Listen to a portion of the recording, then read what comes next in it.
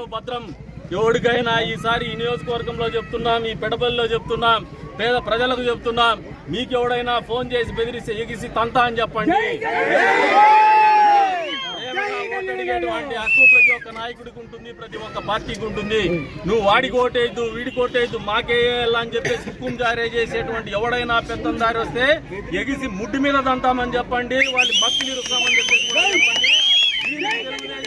ఎప్పుడైనా కూడా మీ అంట ఉంటుందని చెప్పేసి కూడా ఈ సందర్భంగా తెలియజేస్తూ, ఎవరైతే పెడబల్లిలో పార్టీని ఇంత పెద్ద ఎత్తున ముందుకు నడిపిస్తా ఉన్నారో, ఇంత బలంగా నిలబడుతున్నారో పేదవాళ్ళందరూ కూడా, వాళ్ళందరి తరఫున తెలుగుదేశం పార్టీ భవిష్యత్తులో కూడా ఉంటుంది. ఈ రోజు బెదిరించే వాడిని పాతాళానికి తొక్కేంత వరకు కూడా తెలుగుదేశం పార్టీ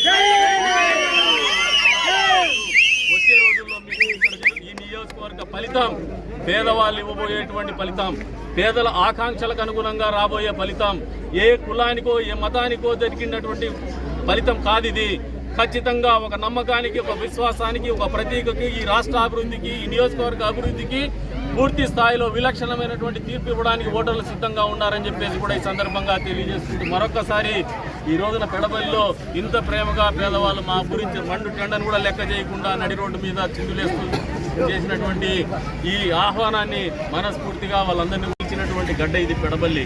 ఏ సర్పంచ్ ఎలక్షన్స్ వచ్చినా ఉప్పు పప్పు తినేటువంటి మా స్వామి కూడా మిమ్మల్ని ఎదురొడ్డి పోరాడి గెలిచినాడు.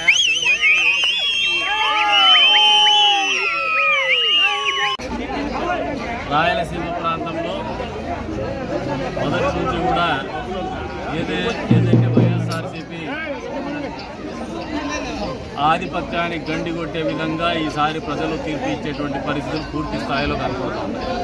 అందులో ప్రత్యేకించి అనంతపురం జిల్లాలో పూర్తి స్థాయిలో వైఎస్ఆర్సీపీ పార్టీ తుడిచిపెట్టుకుపోయేటువంటి పరిస్థితులు కూడా స్పష్టంగా కనపడుతున్నాయి. నిన్నటి రోజున పాపం ఈ జిల్లా ఇన్ఛార్జి మంత్రివర్యులైనటువంటి పెద్దలు గౌరవనీయులు పెద్దిరెడ్డి రామచంద్రారెడ్డి గారు తన స్థాయి దిగేసి మండల స్థాయికి, గల్లీ స్థాయికి కూడా కదిరిలో పర్యటించడం చూస్తేనే తెలిసిపోతోంది వీళ్ళ పరిస్థితి ఏందో, భవిష్యత్తు ఏందో. ఏమాత్రం కూడా ఆత్మవిశ్వాసం లేకుండా ఎన్నికల్లో ఎదుర్కోబోతున్నారు వైఎస్ఆర్సీపీ పార్టీ వాళ్ళు కదిరి నియోజకవర్గంలో అని చెప్పి కూడా ఈ సందర్భంగా తెలియజేస్తాం. ఈరోజున వాళ్ళు కేవలం మాటల్ని, ప్రగల్భాల్ని, అధికార దర్పాన్ని, అధికార మదాన్ని ప్రదర్శిస్తూ, మాటలు తూలుతూ, నోటికి ఇష్టం వచ్చినట్టు మాట్లాడి రెచ్చగొట్టే చర్యల ద్వారానే రాజకీయ పబ్బం గడుపుకుందామనే ఆలోచనతోనే నిన్నటి రోజున కూడా వ్యాఖ్యలు చేసినారు. అసలు యోగ్యత లేనటువంటి వ్యక్తులు చేసేటువంటి వ్యాఖ్యలకు ప్రాధాన్యత ఉండదు వ్యవస్థలో. ఇది వాస్తవం అనేది వాళ్ళు గ్రహించుకోవాలా.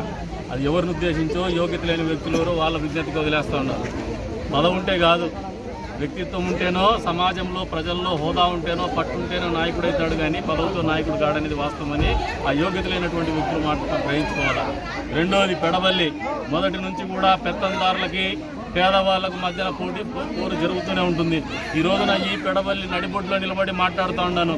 ఈ నియోజకవర్గంలో జనబలానికి, ధనబలానికి పోటీ జరగబోతోంది. జనబలానికి, కులబలం, మతబలానికి మధ్య పోటీ జరగబోతోంది. మేము నమ్మిండేది జనాల్ని. ఏ ప్రాంతంలో అయినా, ఏ స్థాయిలో అయినా కూడా పేదవాళ్ళని, ప్రజల్ని, మధ్యతరగతి వాళ్ళని, అన్ని వర్గాల ప్రజల్ని మేము నమ్ముకొని రాజకీయాలు చేస్తూ ఉన్నాం. ఒక కులాన్నో, ఒక మతాన్నో, డబ్బునో నమ్ముకొని రాజకీయాలు చేసేటువంటి పరిస్థితిలో తెలుగుదేశం పార్టీ లేదు. జగన్మోహన్ రెడ్డి పక్కనే ఉన్నావు, క్లాస్ వార్ అని మాట్లాడుతుంటావు. క్లాస్ వార్ ఏందో నీకు రుచి చూడాలంటే స్పష్టంగా నీ కళ్ళ ముందు ఒక దృశ్యం ఆవిష్కరింపబడాలంటే కదిరికి రమ్మని చెప్పేసి పేర్కొంటానని జగన్మోహన్ రెడ్డికి. క్లాస్ వార్ అనే దానికి ఇక్కడ ఒక ఉదాహరణగా ఈ నియోజకవర్గము ఎన్నికలు జరగబోతా ఉంది.